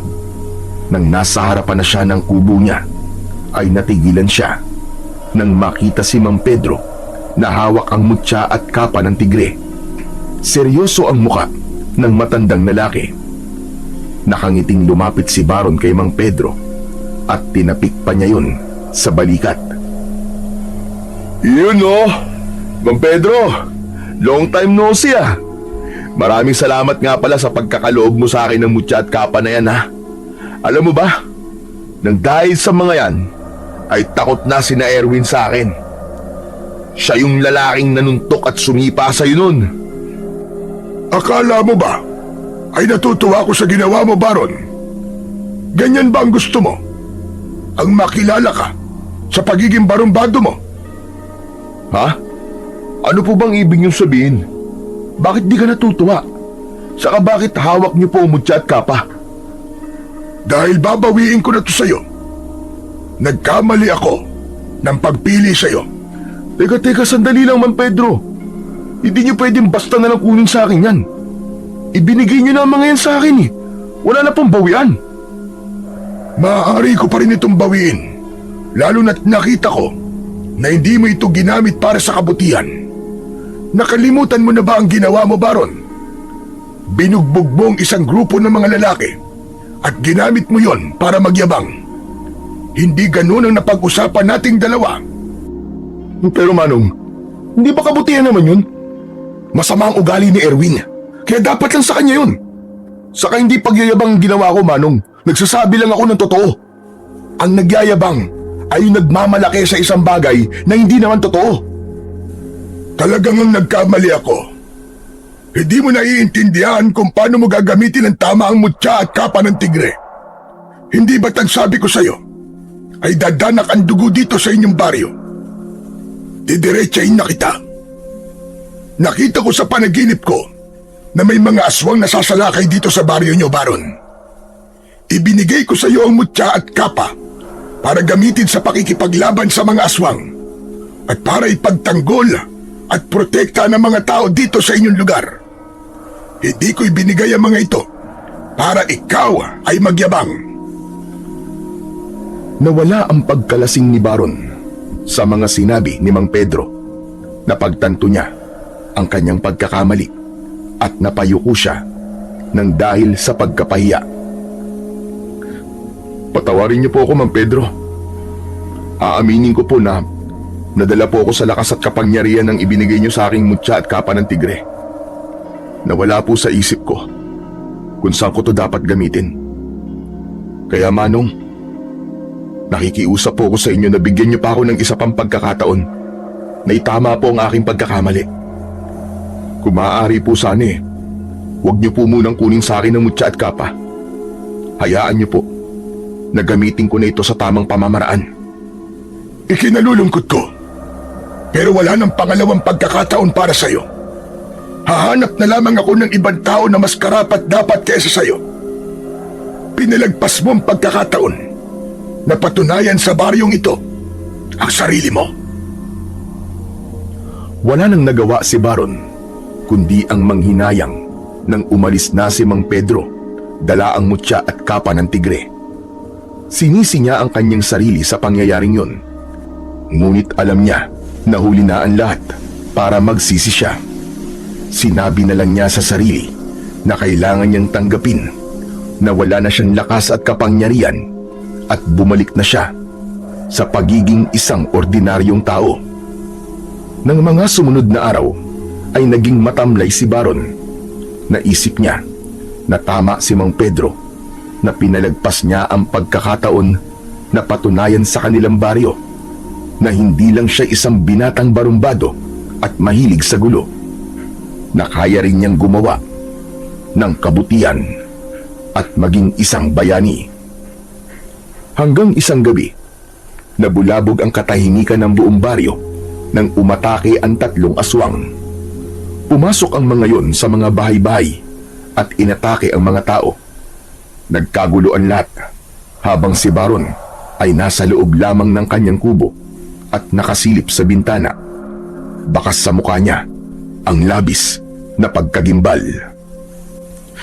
Ito na ang sinasabi ni Mang Pedro. Totoo nga may mga aswang naaatake sa aming baryo. Anong gagawin ko? Parang wala namang may lakas ng loob na makipaglaban sa mga aswang. Hanggang sa nagulat si Baron nang makarinig siya ng malalakas na pagkatok sa pinto. Nang marinig niya ang boses ni na Mario at Dado, ay saka lang niya yun binuksan. Dala ni Mario ang arnis nito, habang sumpit naman ang kay Dado. Anong ginagawa niyo rito? Hindi niyo ba alam na may mga aswang na umaatake? Kasi alam namin na makikipaglaban ka sa mga aswang. Hindi ba pwede mong gamitin ang mutya at kapa ng tigre para labanan ng mga halimaw na yon? Pero wala na Wala na sa akin ang mutya at kapa Kinuha na ni Mang Pedro ang mga yun dahil ginamit ko sa maling paraan. Isa pa, naging mayabang ako nung tinalo ko sina Erwin. Ang sabi ni Mang Pedro ay hindi ako karapat-dapat na pagkalooban ng mutya at kapa ng tigre. Wala na sa akin yun. Ano? Paano natin lalabanan ng mga aswang ngayon? Umiim ang bagang ni Baron. Dinig niya ang sigawan ng mga taong humihingi ng tulong sa hindi kalayuan. Hanggang sa naikuyom niya ang kanyang mga kamao at isang desisyon ang kanyang binitiwan. Sige, lalabanan natin ang mga aswang. May mutya at kapa ng tigre o wala, ay kailangan kumilos tayo. Lalaban tayo. Pero kaya ba natin ang mga aswang? Hindi pa natin ito nagagawa, Chong. Kesa naman magtagulan tayo. Mas lalakas ang loob ng mga aswang na yan na umatake rito kapag nalaman nila na hindi natin kayang makipaglaban. Hintayin niyo ako rito at may kukunin lang ako. Teka lang. Kinuha ni Baron ang nag-iisa niyang itak at saka siya lumabas ng kanyang kubo. Dire-diretso siyang naglakad papunta sa kinaroroonan ng mga aswang. Sandali lang, Tol! Sigurado ka ba sa gagawin natin to? Ako sigurado ako. Pero kung natatakot kayo ni Dado, naiintindihan ko kayo. Hindi ako magagalit kung hindi niyo ako tutulungan. Pero hindi ka namin pwedeng pabayaan na mag-isa ka makipaglaban, tol. Tama si Mario. Makikipaglaban kami kasama mo, kahit hanggang kamatayan. Nagpatuloy ang tatlo sa paglalakad hanggang sa nakita nila ang tatlong aswang na may matatalas na kuko, mapupulang mata at mga ngiting nagbabadya ng kamatayan. Mahigpit na hinawakan ni Baron ng itak habang nasa tabi niya sina Mario na may hawak na arnis at si Dado na nakahanda ang sumpit. Hoy! Mga pangit na aswang! Kami ang harapin nyo! Tignan natin kung uubre ang lakas nyo sa aming tatlo! Unang umatake ang isa sa mga aswang. Pinuntirya nun si Baron. Nagawang iwasan ni Baron ang matutulis nitong mga kuko. Tinaga niya sa braso ang aswang at malakas siyang sumigaw dahil sa labis na sakit. Pinaghahampas ni Mario ang aswang gamit ang kanyang arnis, habang si Dado naman ay sinumpit ang aswang sa iba't ibang parte ng katawan nito. Ang sumpit ni Dado ay may bala na patulis na bakal. Doon na sumugod ang dalawa pang aswang. Hindi na malaya ni Baron ang pagkalmot ng isang aswang sa kanyang braso. Naramdaman na lang niya na may dugong dumadaloy sa kanyang braso papunta sa kanyang kamay. Chong! May sugat ka! Umatras na tayo! Hindi ako aatras. Kailangan mapatay natin ang mga halimaw na yan. Kailangan nating ipakita na hindi sila basta-basta pwedeng manggulo rito sa baryo natin. Galit na sumugod kina Baron ang isang aswang. Humanda kayo mga Chong. Kailangan natin patayin ng isang yan. Sinumpit ni Dado ang papasugod na aswang at bumaon ang dalawang bala nun sa mga mata ng aswang. Doon na umatake si Baron at sinaksak niya sa dibdib ang aswang gamit ang kanyang matalas na itak. Malakas namang pinalo ni Mario ang likod ng ulo ng aswang gamit ang arnis nito. Walang buhay na bumagsak ang isang aswang sa lupa, habang ang dalawang natitirang aswang ay tila nagkaroon ng pag-aalangan na umatake. O ano? Gusto niyo ba mangyari sa inyo nangyari sa kasama niyo? Sige, lumapit kayo! Hindi kami natatakot sa inyo! Mga hayop kayo! Sabay na umangil ang dalawang aswang. Matapos yun ay mabilis na tumakbo ang mga yun hanggang sa tuluyan ng nilamon ng kadiliman ang mga aswang.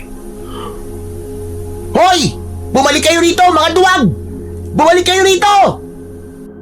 Ano ka ba? Pambira ka, huwag mo nang pabalikin! At baka bumalik talaga ang mga yun! Para maangas tayong tignan. Tignan mo, at ang daming taong nakatingin sa atin, oh. Hindi mo ba nakikita? Sa pagkakataon na yon ay lumapit na ang mga tao kina Baron. Tuwang-tuwa na nagpasalamat ang mga yon sa kanila. Labis ang sayang naramdaman ni Baron dahil noon lang niya naranasang pasalamatan ng mga tao dahil sa isang bagay na kanyang nagawa. Hindi nagtagal, taon na yon ay lumapit na ang mga tao kina Baron. Tuwang-tuwa na nagpasalamat ang mga yon sa kanila. Labis ang sayang naramdaman ni Baron dahil noon lang niya naranasang pasalamatan ng mga tao dahil sa isang bagay na kanyang nagawa. Hindi nagtagal ay inaya na ni Baron sina Mario at Dado sa bahay niya para makapag-usap silang tatlo. Habang naglalakad ay sinimulan na nila ang kanilang pag-uusap. Grabe! Hindi ako makapaniwala na kaya pala nating makapatay ng aswang. Hangang-hanga yung mga tao sa ating tatlo ah. Isa lang ang ibig sabihin yan. Hindi kailangan ni Baron yung mutya at kapa ng tigre. Kahit wala yon, ay kaya pa rin niyang makipaglaban, di ba? Oo. Sumasang-ayon ako sa sinabi mong yan, Mario. Mali kayo. Hindi niyo ba nakita at napansin? Mahihinang klase ng mga aswang na kalaban natin kanina. Sa tingin ko, ay meron pang mas malalakas na mga aswang ang darating. At yun ang hindi tayo sigurado kung kakayanin ba natin. Diyos ko, huwag naman sana magkatotoo yung sinabi mo, Baron. Sana yung huling pag-atake na ng mga aswang yun nangyari kanina. Sana nga'y mali ako. Pero kailangan pa rin nating maging handa. Tayo mapapahamak kung magiging kampante tayo. Sayang nga lang, at wala na sa akin ng mutya at kapa ng tigre. Mas magiging madali sana ang pakikipaglaban natin sa mga aswang kung nasa akin pa rin ang mga yun. Kasalanan mo kasi kung bakit kinuha ni Mang Pedro yun sa'yo. Dapat kasi, hindi ka na lang nagyabang. Ano ka ba, Mario? Talagang nagawa mo pang manisi, no?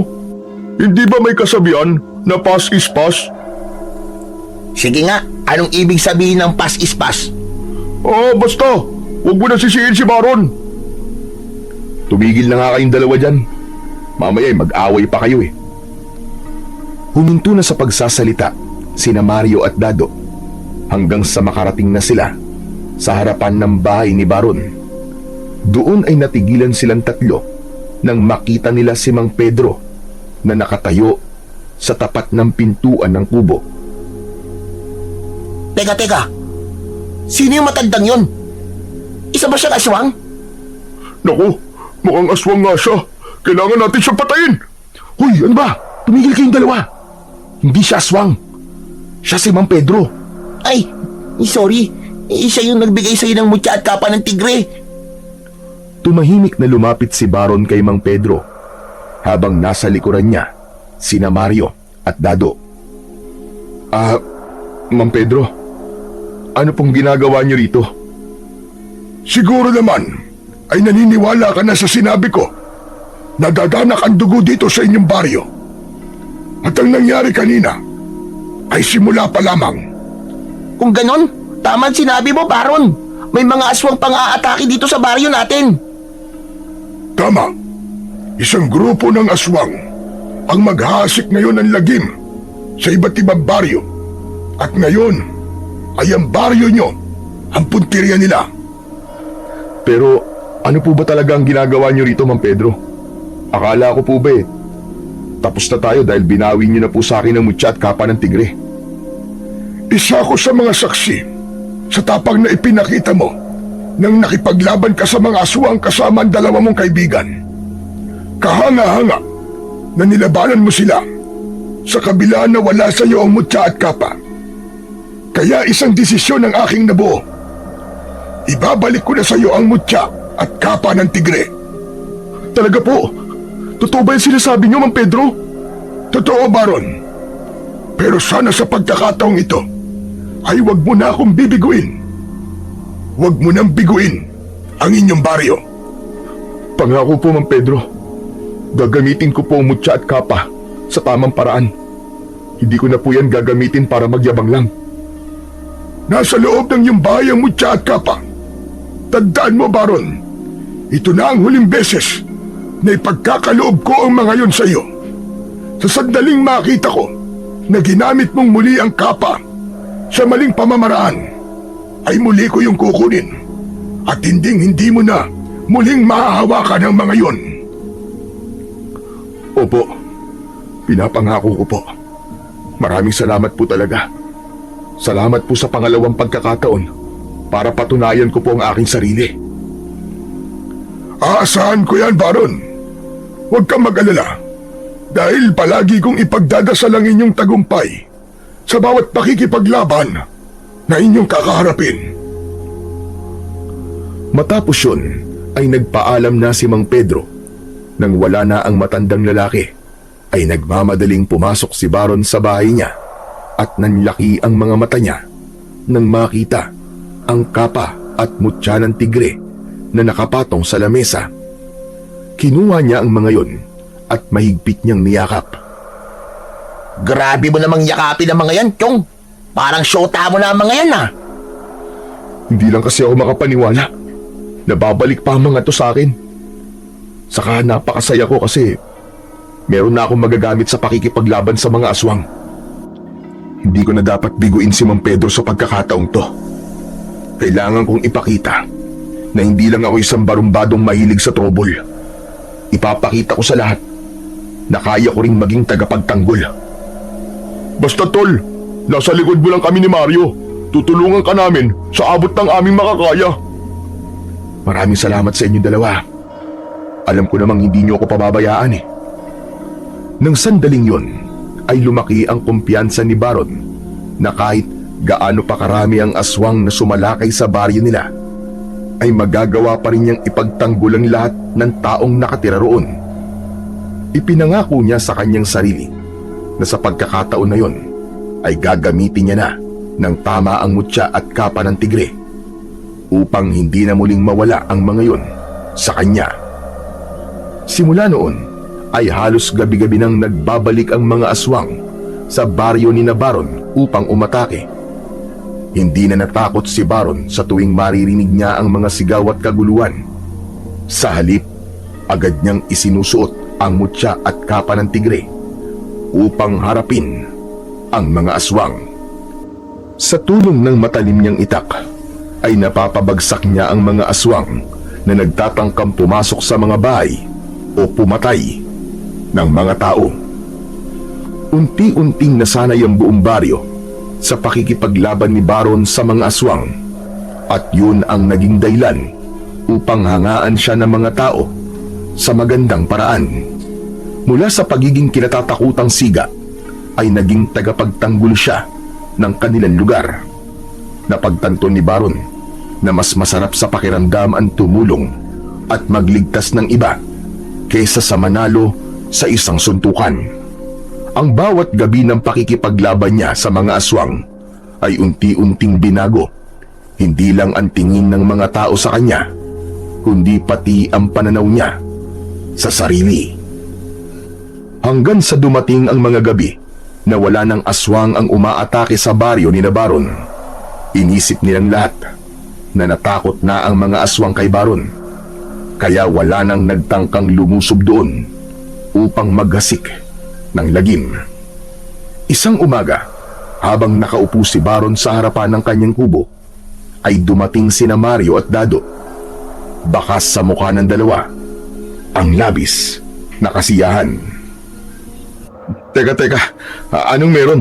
Parang ang saya niyong dalawa. Tumama ba kayo ng jackpot sa loto? Parang mas matindi pa sa tumama sa jackpot sa loto ang pakiramdam namin, Chong.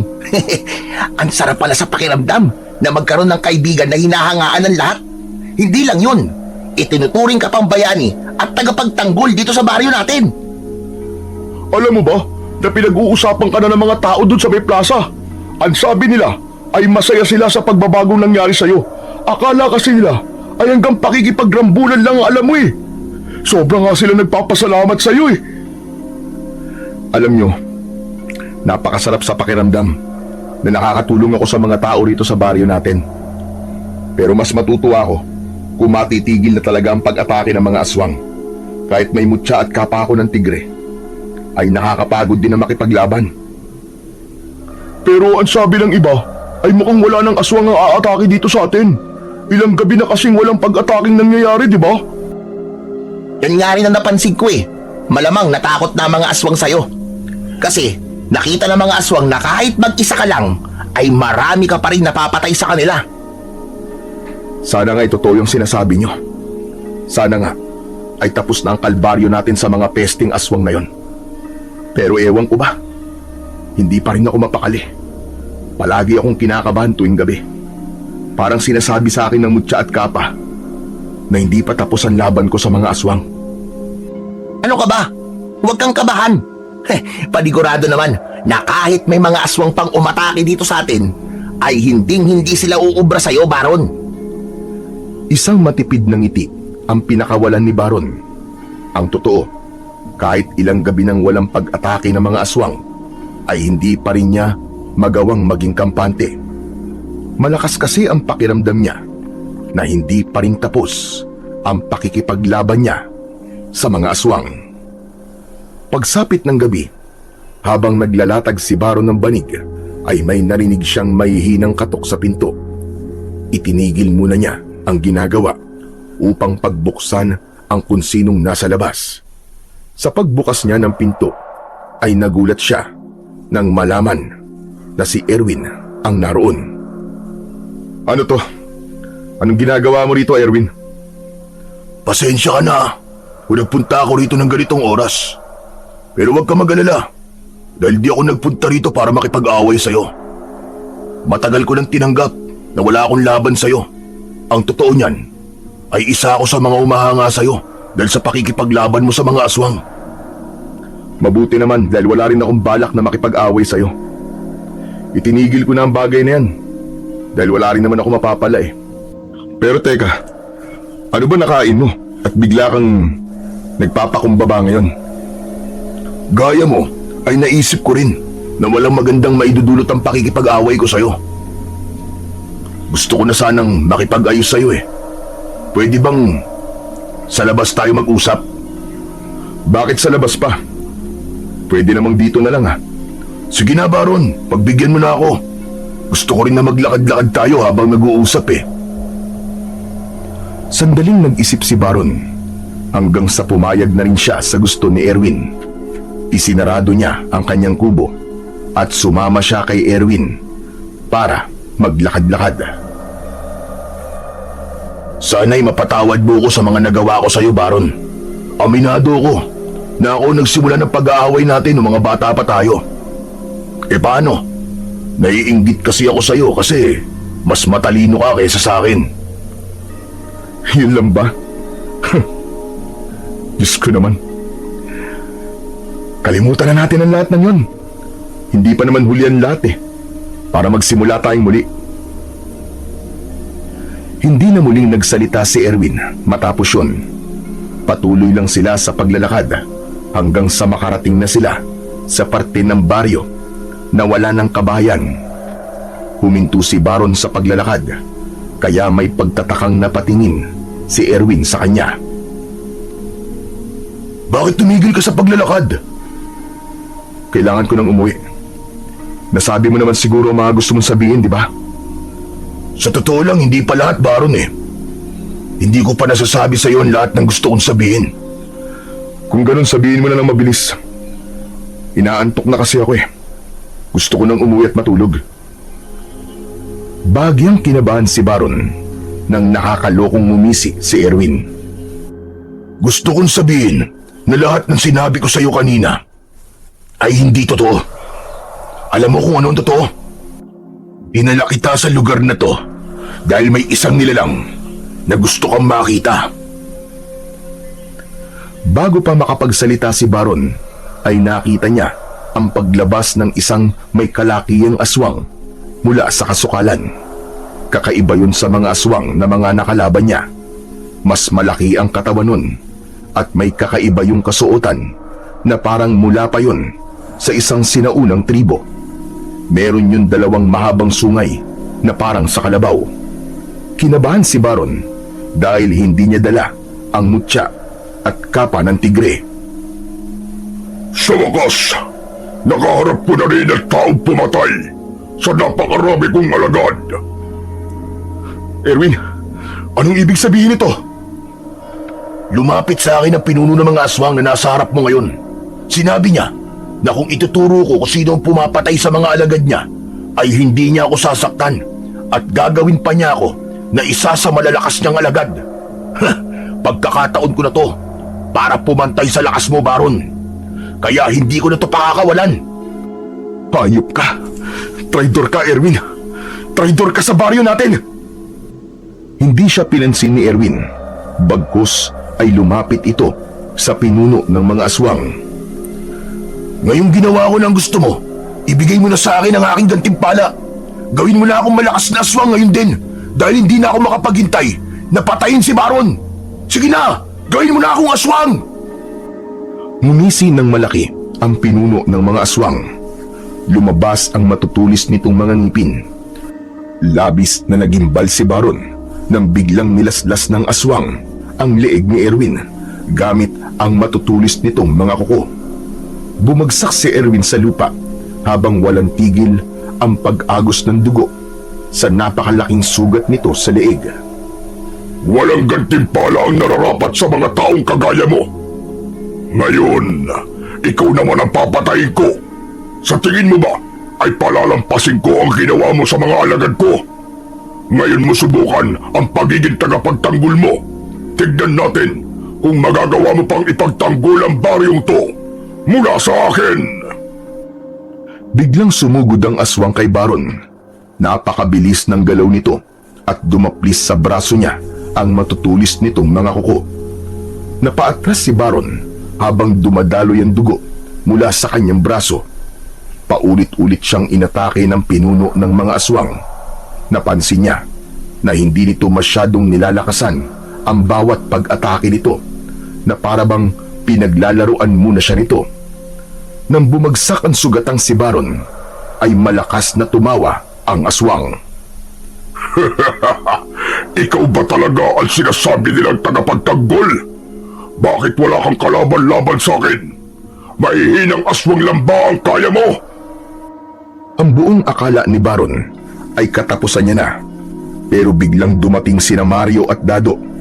Hawak ni Mario ang mutya at kapa ng tigre, samantalang Itak naman ang dala ni Dado. Anong ginagawa niyo rito? Umalis tayo! Hindi kami aalis dito, Chong, hanggat hindi namin naibibigay sa iyo mga kailangan mo. Mabuti na lang at sinundan ka namin dito. Ano ba? Mamaya na kayo mag-usap! Isuot mo na kay Baron ng mutya at kapa! Mabilis na isinabit ni Mario ang kapa sa balikat ni Baron. Sunod naman itong isinuot sa liig niya ang mutya ng tigre. Naramdaman ni Baron ang biglang pag-agos ng kakaiba at malakas na enerhiya sa kanyang mga ugat. Ang dating panghihina ay napalitan ng pambihirang lakas. Maraan siyang tumayo at matapang na humarap sa pinuno ng mga aswang. Tol, ito na ang Itak mo! Ikaw na ang bahala sa dambuhalang yan! Tinapik ni Dado sa balikat si Baron at saka ito nagmamadaling lumayo kasama si Mario. Nagtago ang dalawa sa likod ng isang malaking puno upang panoorin ang pagtutuos ni Baron at ng pinuno ng mga aswang. O paano? Pantay na tayo! Ngayon mo ako subukan! Ano yan? Isang mutya at isang kapa? Yan ba ang ginagamit mo? Kaya lumalakas ka? Para sa iyong kaalaman, walang mutya o kahit na anong bagay ang makakatalo sa akin! Mahigpit na hinawakan ni Baron ang Itak habang nakatayo siya sa harap ng pinuno ng mga aswang. Ang malamlam na liwanag ng buwan ay tumatama sa kanya na nagpatingkad lalo sa mutyang kumikislap sa kanyang dibdib. Umatake na ang pinuno ng mga aswang sa kanya. Iniwasan naman kagad ni Baron ang hagupit ng matutulis nitong mga kuko, pero hindi siya nakaligtas sa kasunod na pagkalmot nito sa kanyang braso. Muling umatake ang aswang at sa pagkakataong yun ay sinalubong ni Baron ng buong tapang ang kalaban. Nagsagpong ang dalawa at parehas silang nabuwal sa lupa. Ilang beses na tinangkang lapain ng aswang si Baron.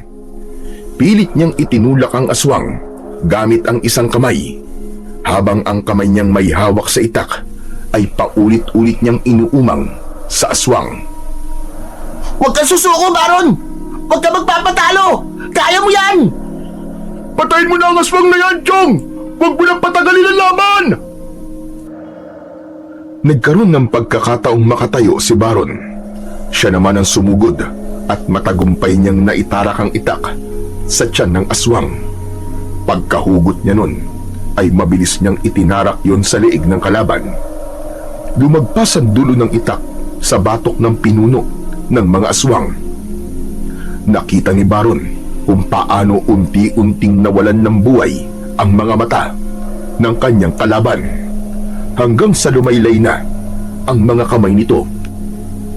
Paghugot niya ng Itak sa liig ng aswang, ay doon na ito bumagsak sa lupa. Nakadilat ang mga mata ng aswang, pero hindi na yun humihinga. Nagulat si Baron nang bigla siyang yakapin ng mga kaibigan niya na sina Mario at Dado. Hanep! Napakagaling mo talaga, Tol! Lodi kita! Pati pinuno ng mga aswang ay walang laban sa'yo! Oo nga! Paniguradong marami na naman ang hahanga sa'yo niyan! Pero mga chong, hindi ko to ginawa para hangaan ako. Ginawa ko to dahil gusto kong iligtas sa mga tao sa baryo natin. Yun lang ang dahilan ko at wala nang iba. Pero sa tingin ko, ay tapos na ang pakikipaglaban ko sa mga aswang. Patay na ang pinuno nila. Sa palagay ko, ay hindi na magkakaroon ng lakas ng loob ang iba pang aswang na umatake sa baryo natin. Malaya na ang baryo natin laban sa mga aswang.